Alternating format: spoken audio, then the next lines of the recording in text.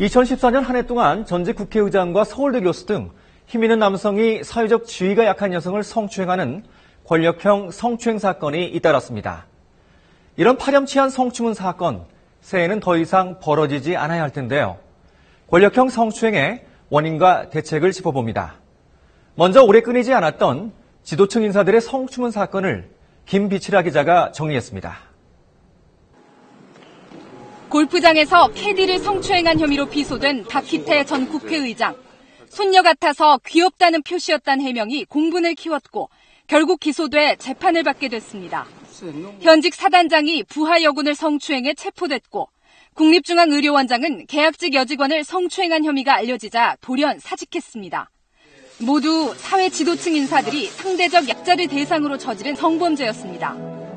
서울대에서는 개교 이래 처음으로 현직 교수가 성추행 혐의로 구속됐습니다.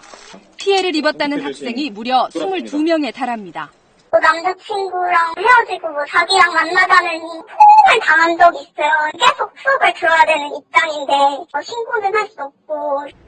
이른바 사회 지도층이라 불리는 6대 전문직 종사자 가운데 지난 2009년부터 5년간 성범죄로 검거된 사람은 모두 2,100여 명으로 연간 400명이 넘습니다. 이렇듯 성범죄가 많이 발생하고 있지만 군과 대학, 공공기관 등은 피해자들의 신고를 받고도 오히려 사건 축소를 시도했다 반발을 사기도 했습니다.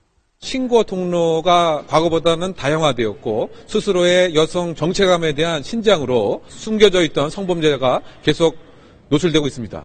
왜곡된 인식과 사회적 분위기 탓에 우리나라의 성범죄 신고율은 10% 안팎에 불과한 것으로 전문가들은 추정하고 있습니다.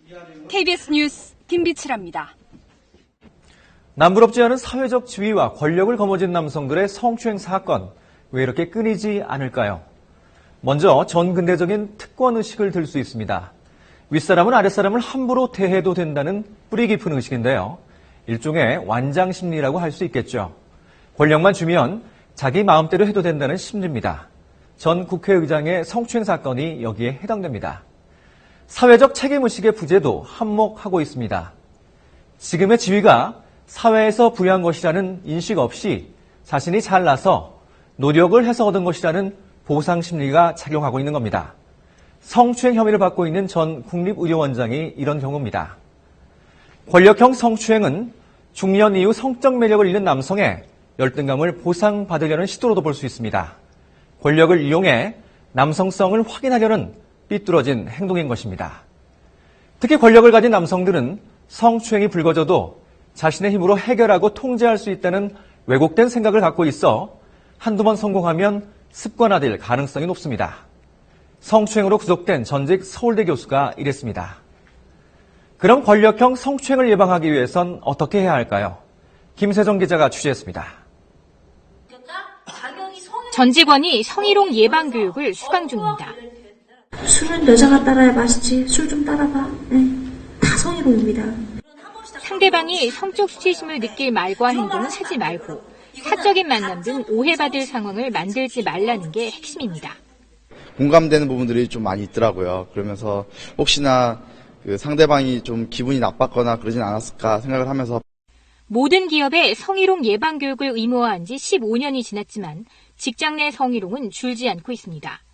가해자의 65%는 고용주나 상사로 조사됐습니다. 성희롱을 범죄로 보는 인식을 한층 강화할 필요가 있습니다. 또 성추행 문제가 공론화해도 가해자가 권력을 갖고 있어 피해자가 오히려 부서 이동이나 퇴사 등 불이익을 겪는 경우도 많습니다. 그걸 말하는 사람은 이상하게 생각을 하고 그리고 직장생활 하면서 뭔가 불이익을 당할까 봐. 하지만 성추행은 개인의 일탈이 아니라 조직 내 불평등한 관계에서 비롯되므로 조직이 인권 침해의 시각에서 단호하게 대응하는 것이 필요합니다. 제대로 처리하는 것을 보여주는 것이 피해자에게는 치유가 될 것이고 가해 행위자에게는 다시는 이런 일을 하지 않는 것이 될 것이고 또 주변 사람들에게도 굉장히 큰 예방이 될 것입니다. 또 피해자의 2차 피해를 막기 위해 조직 내 해결 창구를 상시화하고 외부 전문가의 도움을 받는 것이 요구됩니다. KBS 뉴스 김세정입니다.